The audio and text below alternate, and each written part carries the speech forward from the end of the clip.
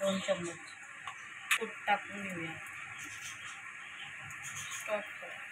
चवीपुरतं मीठ टाकून घेऊया. आता ही मिरची वाटून घेतलेली आहे बारीक. आता हे आपण सगळं एकत्र करून घेऊया.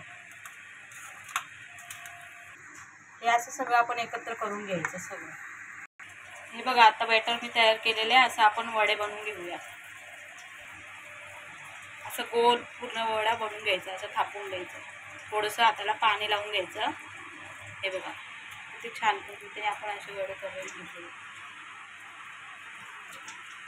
हे बघा हे अशा पद्धतीने वडे बनवून घ्यायचे पूर्ण.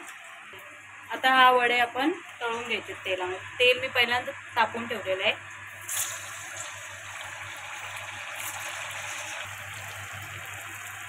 गोल्डन होतो सर फ्राय करून घ्यायचे. हे बघा किती सुरेख रंग आलेला आहे.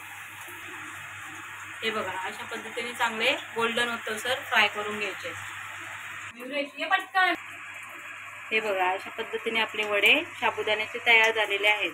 तुम्हाला जर व्हिडिओ आवडली असेल तर लाईक आणि शेअर आणि सबस्क्राईब करा.